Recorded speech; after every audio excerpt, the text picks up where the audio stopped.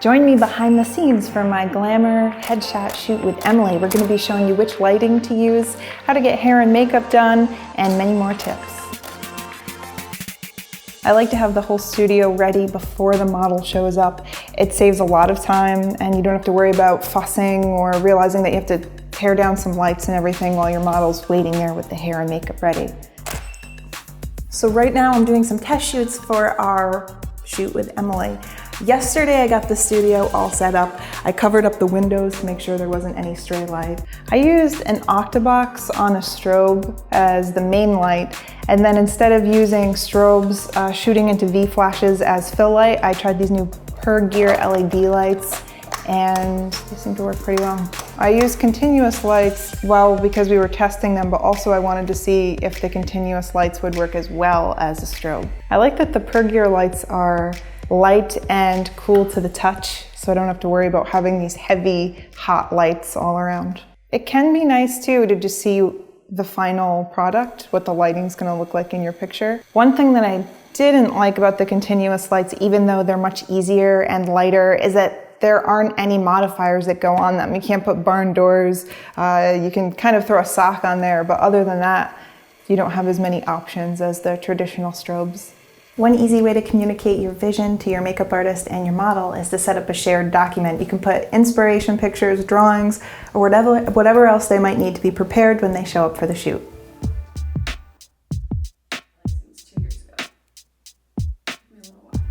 I found Emily while dining at a restaurant. I saw her walk in with her mom, and I live in a small town, so you don't see many tall, thin, beautiful people. And I just went over and gave her my card and said, if you're interested in being a model, I'd love to take pictures of you.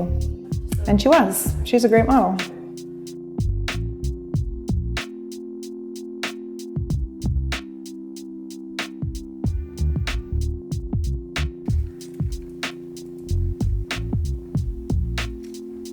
I found the makeup artist while going through Instagram and looking at local hairdressers and things like that. I was looking at Model Mayhem as well, you can find them there, but I was more comfortable with using someone local that I knew it would be easy for me to work with them again.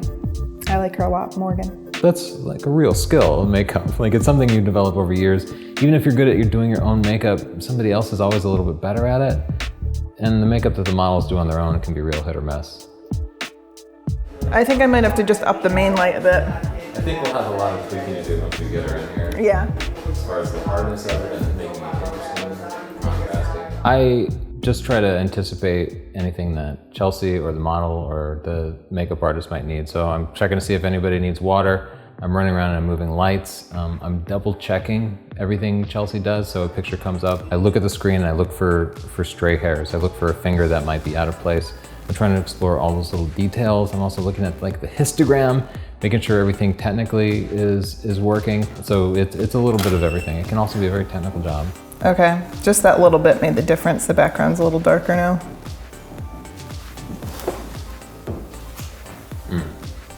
And I think that exposure is fine. I like assisting. There's less pressure, which is nice. You don't have as much of the actual like scheduling and work to do. But you still get the same learning experience, like how to work with different people. Like every single shoot is a learning experience in some way because every situation is different, every model is different. Almost forgot, if you want to learn photographic techniques, lighting, mood, posing, expression, all the stuff that makes your pictures awesome, check out our book, Stunning Digital Photography, which includes over 14 hours of video, lifetime updates, practices, quizzes, and access to a private Facebook group for help and feedback on your pictures. If you're into post-processing, we have books on Lightroom and Photoshop, which include hours and hours and hours of video training, so you can read the book or just watch the video training if you want. And if you want more information about the gear, things like lighting, light modifiers, we have a whole book on that. Look at that fat 400-page book, My Photography Buying Guide. Pick those up at our store or just go to Amazon, you can see all the reviews. Oh, you know what it is? It's the main light.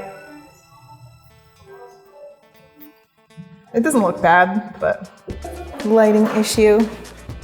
I love the colors though, your lips with the dress, it looks good. Yes, it's good. I can make it match even more in Photoshop. punch it up a bit. When I was initially conceptualizing this photo shoot, I really wanted contrast, not just with the light, but with the colors, which is why I went with a few bold elements like the red lip with a gray background. But I wanted to see what it would look like if I shifted that gray more towards the blue. So we had this red and blue contrast, even if it was subtle. It ended up being a bit too blue though, and looking kind of like tacky and school picture-y, so I didn't end up using it. And try with your other hand now. There are different schools of thought for directing your models. I like to keep things very positive, and I like to keep things fluid. I feel like if I say, no, that doesn't work, then suddenly they're in their head. I want them to be so comfortable around me. So I'll say, let's try a pose with your hands. And I'll say, okay, that's good. Now let's try something else. And it's just about trying new things, trying different poses while still being comfortable. I think that my model is as much a part of the process as I am. And I also have some modeling experience from working with Tony, and I know that something can feel very awkward and look good, or vice versa. So I wanted her to have an understanding of what she was doing and how it converted to the camera. I thought that was important for her to see. I'm trying to think, I saw one too where she had her hand around her eye kind of, and I'm trying to think how she had her. I have a picture here. Let me see. Oh yeah.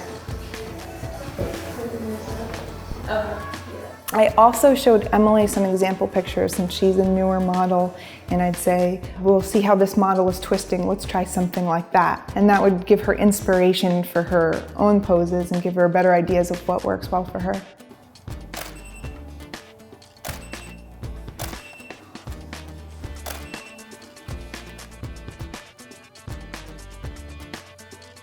Once I tried tethering in the studio, there was no going back. There's so many things that you can see when you see your picture on a big screen. Flyaways, sometimes it's a matter of missing your subject's eye by millimeters in the studio. And it's just important for me to make sure that I get the shot that I want in the studio. So I love tethering. I also like tethering because you can share your pictures with everybody on board with the photo shoot right away. I would turn it around and show Emily and say, whoa, that pose really worked. And you're just giving feedback to everyone around you. So it makes that team effort more cohesive, I think. And then I'd like to try an almost complete profile, like from the side of your face. Do you just want me to turn my whole body or just show Yeah, your whole body. And then just a little bit towards me more. A little more. Yeah, and then glance down again like you were doing. I thought about post as I was planning the shot. So I wanted the light to be dramatic, and I knew that I would be enhancing that with dodging and burning. And I also knew that the red of her lips and her dress might not match. So I knew I'd be adjusting colors and punching them up and really playing with contrast a lot in the final picture. So that was something that I took into consideration. Her dress had a gold choker built in, and I thought that it was very gaudy, but I knew when I was buying the dress I could go in and just turn it silver. So yeah, I'm always thinking about post. There we go. Initially, I switched cameras midway through because I had a problem with my lens. One of our lenses is broken and not focusing. But once I switched to the 5DSR, I realized it was sharper and that I liked the color much better, and that it was also focusing better. So kind of like happy accident, I guess. Can you look down, like kind of at your feet and away, yeah. These are both supposed to be 70 to 200. Yeah. They have completely different focal lengths. We took an accidental picture in like full profile, and I had this idea that, yeah, I don't know if either of these pairs of sunglasses are even going to work, but maybe you're like looking off into the distance and kind of taking your sunglasses off. I grabbed some sunglasses for Emily just because I felt like the picture needed like one other thing, and it was not the sunglasses. The sunglasses did not work at all. It was really cheesy. But at that point, it prompted Chelsea to go look for some other props, and she ended up putting a hat on Emily, and that really worked. So that's kind of like why the cooperation and random brainstorming is productive. And you can't like bust somebody's balls if the sunglasses look super bad, because maybe it just sparks something in somebody else. I love to share shoots with people. I like when Tony and I both go back and forth and shoot. Sometimes he sees something that I don't, and we have different skills. And I think that when we work together, then we can kind of be the best of both worlds. I had a very specific photo shoot in mind, but I also, at the end of the shoot, I like to just mix in a bunch of different elements and hope for a happy accident.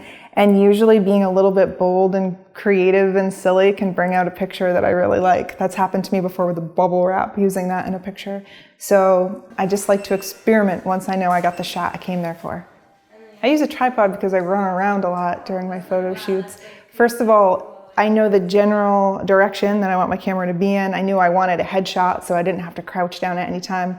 But it also allows me to go and kind of adjust lights or adjust my model, or easily go through my pictures and see if I got the shot I wanted.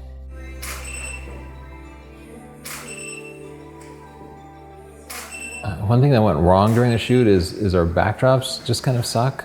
Like, just because I think all backdrops suck, they come in these cardboard rolls and they work great for like 2 to 3 months, but if you use your backdrops for a long time, they get all saggy and then they get wrinkles in them.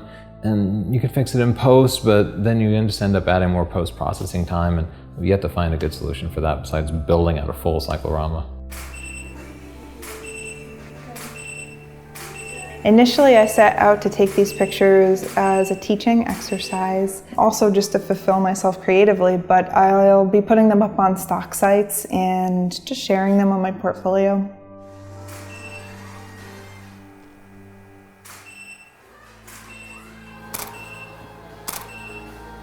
I was happy with the final shots. Like every photo shoot, once I have my final image, I think of things I could do better and things that I learned from my experience, but I shared them and I like them, and I even put one up in my portfolio. Was Emily happy with the shots?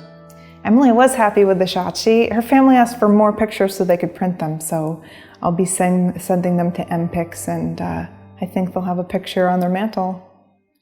I told Emily she's got to go grocery shopping after this. Be the hottest lady at the grocery store.